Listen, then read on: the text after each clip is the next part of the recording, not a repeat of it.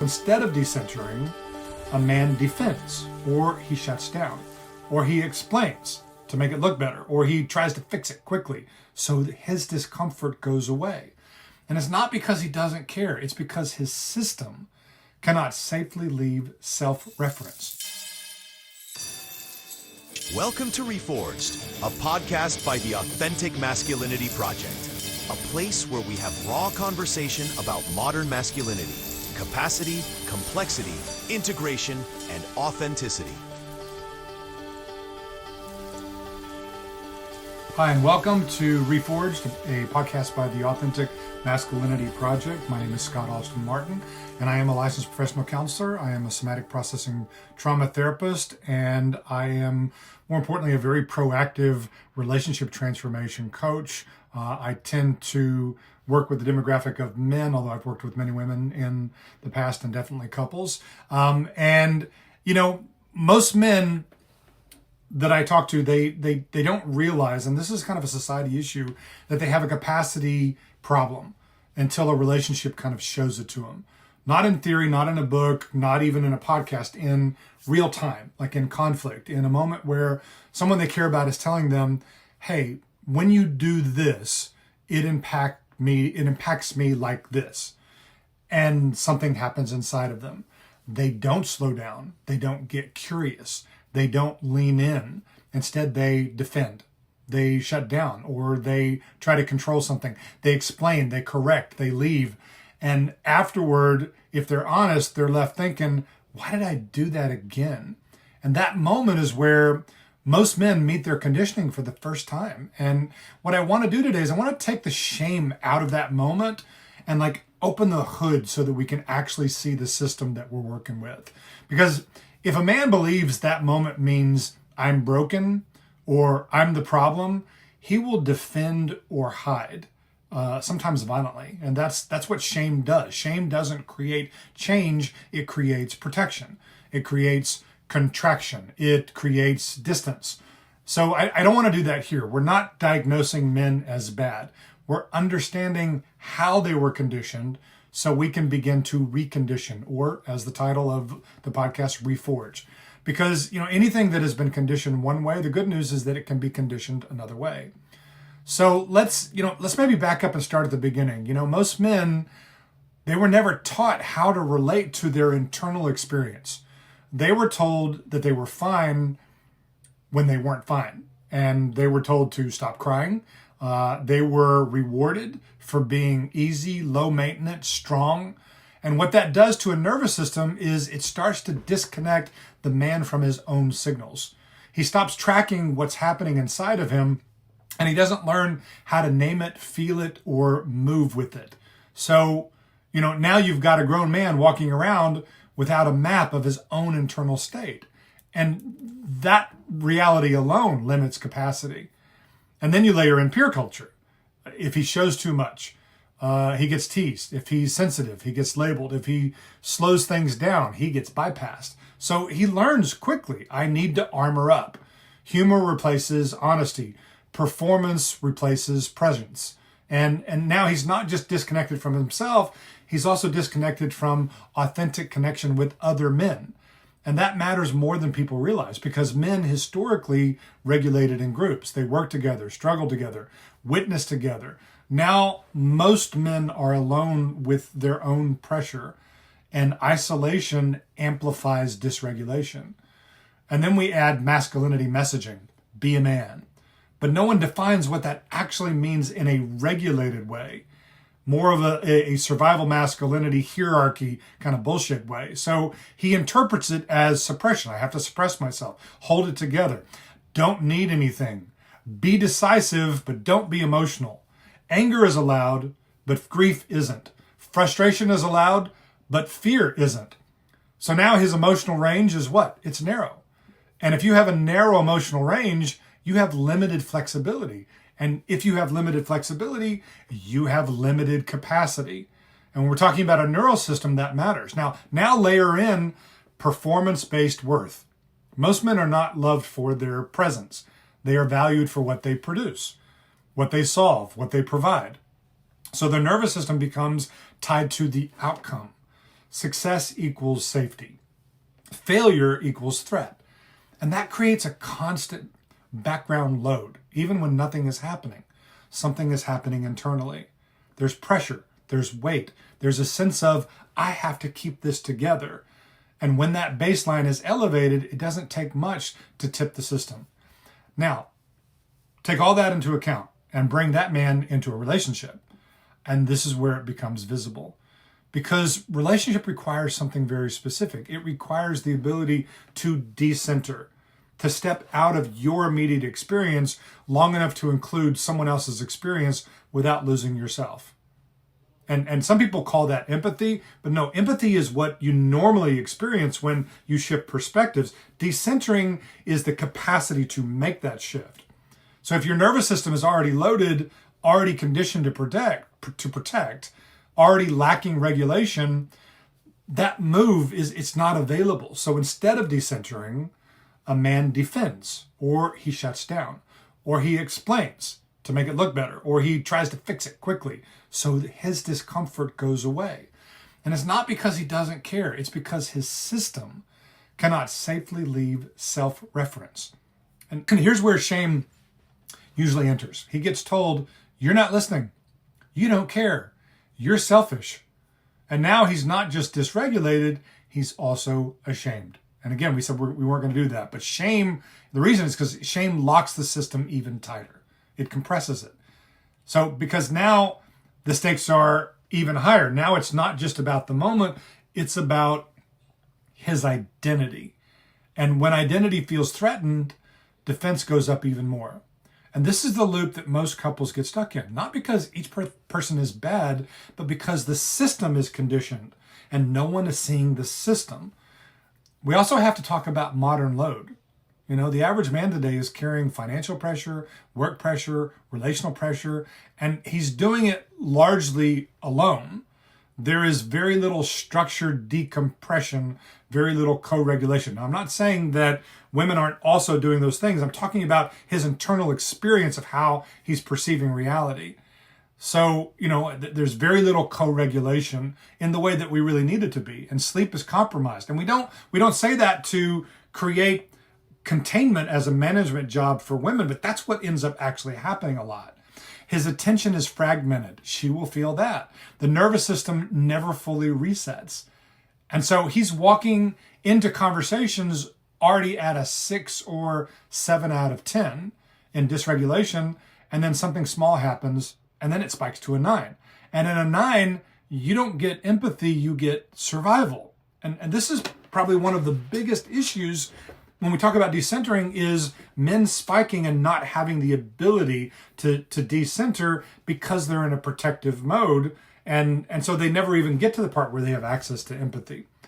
So it's not that they don't have the ability to gain capacity to get there. It's that how they were conditioned hasn't been done in a way that allows them, and they don't have an awareness, acknowledgement, and acceptance of this system enough for them to do something different, because every time they're criticized, they go back into the other mechanism of defense, hide. So now let's add in things like pornography and high stimulation conditioning. And now the reward system is wired for intensity and not attunement. And so intensity and intimacy, these are not the same thing. And men confuse that.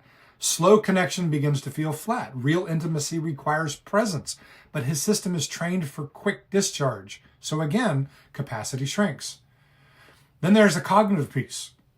Many men live in their heads. I can't tell you how many sessions I've had with men where I had to spend time to convince them I was at least half as smart as they were so I could get them out of their head and into their bodies. They can explain everything. They can analyze everything. But explanation is not regulation. Understanding something intellectually does not mean the nervous system has processed it. So in the moment the body takes over, and if the body hasn't been trained to regulate, it will default to its conditioning. So when we look at all of this together, what we see is not a man who lacks empathy. We see a man whose system cannot access empathy under load. And because empathy requires decentering, and decentering requires the ability to recenter first, to come back to baseline, to stabilize, to create enough internal space to include another perspective. If that step is missing, everything else falls apart. Now here's the shift. The moment a man sees this, really, really sees it, not as an excuse, but as an explanation, something can change. Because now we're not asking what's wrong with me. We're asking what has been conditioned into me and how do I recondition it? And that question, it opens the door. And this is where curiosity becomes more powerful than shame. Because curiosity keeps the system open. It says, okay, when I get triggered like that, what's actually happening inside my body? Where do I feel it? How fast do I escalate? How long does it take me to come back down? Do I even know how to come back down? Do I have methods of process? These are capacity questions. They're not moral questions. It's not about, am I good or bad? And the good news is capacity is trainable. Regulation is trainable. Recentering, decentering is trainable. You can literally condition your nervous system in a different direction. You can increase the amount of load you can hold without reacting. You can slow down your response time. You can learn to feel something without immediately acting on it. And as that happens, something else comes online naturally. You don't have to force empathy. It shows up because now you have space. Now you can hear someone without immediately protecting yourself.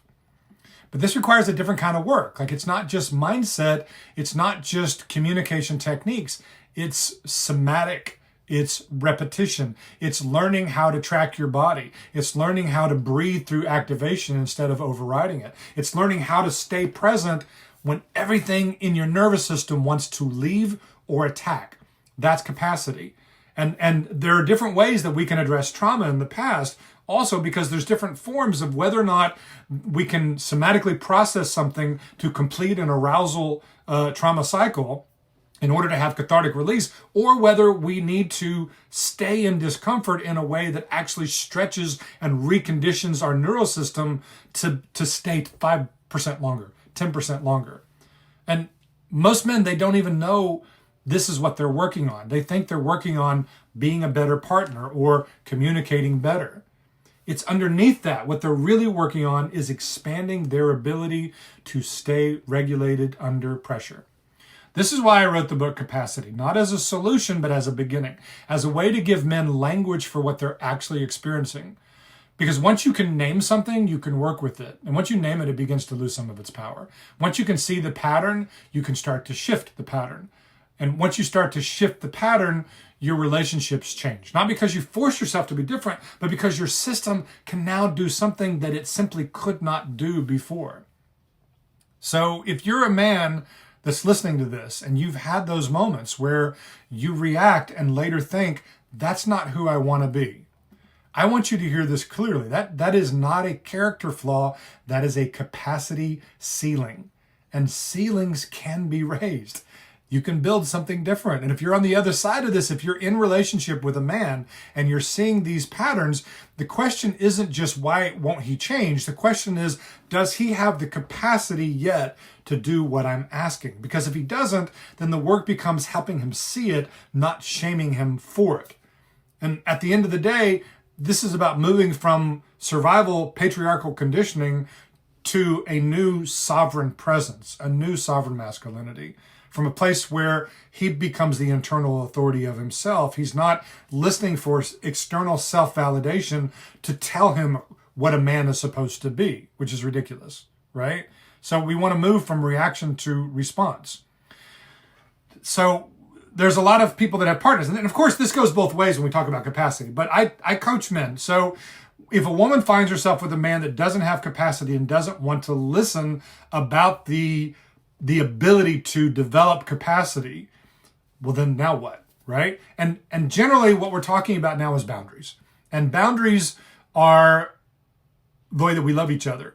And people get boundaries and ultimatums confused because they're like, because ultimatums basically are trying to control somebody. And boundaries are not about trying to control somebody. Although the action may look the same, it's not the same. It is okay for you to introduce, communicate, and maintain a secure attachment, healthy, normal boundary. That is normal. Insecure attachment is not normal. So when we're talking about these things of a man not having capacity, are there reasons why he doesn't have capacity? Yes. Is he to blame for that? No. But once he knows that he can develop something else, and this is the thing that's keeping him from decentering and being able to actually understand you, well, now it is his responsibility. So let's say that he doesn't take that responsibility. What do? Well, you establish a healthy boundary. Well, what is that, Scott? Well, it's going, look, one, it's, handing this book safe to him and saying, look, I need you to read this. It's not even 100 pages. You can finish it in probably an hour or so. I need you to read this before we talk again. This is a minimum boundary, like a baseline boundary, right? And I don't have a copy of Capacity in front of me, but Capacity would be a next step because it gives language and vocabulary to understanding the mechanisms of how this is working, which can lead you to understanding the mechanisms of the energetics of healing and relationship in such a way that both of you can become the engineers of your relationship, putting your thumb down on the scale of how to create the relationship you actually want. And so he gets defensive. He's like, he thinks that you mean that I'm inadequate. No, I'm trying to explain my internal experience and I'm asking you to care. Here, read this first and then we'll keep talking. The boundary is he wants access to you in the ways that he's getting access to you. So the number one boundary protocol is quite simple. In a relationship, you no longer give access to yourself if they're still getting access, but they're continuing to cross healthy, secure, normal boundaries. It's okay to create a boundary for healthy, secure relationship boundaries. So what does that look like? Well, sometimes it looks like I want to discuss something with you and I want you to actually understand it and then apply it. And if that doesn't happen, then I'm going to stop helping you with your needs because I've just given you a need and you're not helping me with my need. And so the door is open. You can come and we can talk about this. And I want to talk about this, but I have to go take care of my own needs instead of taking care of your needs. And you eliminate, that can mean a lot of different things, but you eliminate access from yourself until there is a genuine curiosity. And what we find, unfortunately, in survival masculinity is that it defends itself. And so often the moment that it doesn't is when cost becomes transparent or when their existing identity that they've been so attached to is threatened with loss in some way. They don't get to keep the identity that they thought that they had. That's when suddenly a lot of men get curious. And it's unfortunate that it has to come to that, but you have to understand the mechanisms that are keeping that defense in place were established. Of course, we had the patriarchy for thousands of years. But when we talk about survival masculinity, there is a very specific version that was mechanized in the industrial age and 2 world wars. Like you cannot make 1 million men to go kill another 1 million men unless you take away emotional responsibility. So much of these patterns that we're talking about, these are society that created things that we needed in a survival scenario. Great Depression, 2 world wars. And then we industrialized a lot of production, and you can't be a good cog in the wheel and have emotional expression. So there were emotions men were allowed to have and emotions that men weren't allowed to have. That transferred to normal society. The man does this, the woman does that. Man is the provider. And we outsource the entire emotional landscape to women mostly. And in polarity, there's containment and flow. Containment and flow. And in a healthy relationship, all of us are contributing to containment in order for life to flow, because life has loads. There are different domains that have to be taken care of. The problem with the way survival masculinity conditioned a lot of men is that it conditioned us to overdevelop in certain domains and be completely underdeveloped in other domains. And then we haven't talked about this. Anything that you don't discuss will never get addressed. Do we need to talk about this as a society? Absolutely we do. And in fact, I am constantly corrected by people when I use language that doesn't match the way that they perceive the language. And what's my duty? Well, my first duty is to have capacity to be uncomfortable when somebody explains life in a way that I don't understand it, right? And the second part of that is to then actually examine. It doesn't mean that they're automatically right. But in more times than not, there are times when I completely change the way that I'm using language also, or I will choose language to work with a particular client based off of where they're at to meet them in the moment. And so, understanding perception, if you attack perception with shame and morality, it's going to hunker down. It's not going to work. And this is the frustration I think that a lot of women have with a society of survival masculinity. So how do you break that perception? And the answer is you have to make cost transparent. That's the answer. You have to make cost transparent. And I think that a part of this is that we have already shifted to a sovereign masculinity. I just think there's a lot of men that don't know it yet. But what's occurring under the surface is because women are not having to be in the same survival operating system, like they have access to money and credit and all these other things that have been really great for making whole human beings normal, right? They don't want to play the same game anymore. They don't want to be in survival society operating system. And so they want more. They want a man that has a full emotional spectrum, that has capacity to take some responsibility for the emotional landscape also. And that is not something that's too much to ask. That is a norm that we as a society need to get back to. And in fact, maybe increase into positive psychology a bit as well. So what does that mean? It means that we need to normalize vocabulary about the mechanisms of how this is working. And in a lot of scenarios, women who were conditioned to, with relational intelligence and often to accommodate, what happens with that often is that they end up going too far past a normal, healthy boundary and they abandon themselves. And we don't want that occurring either.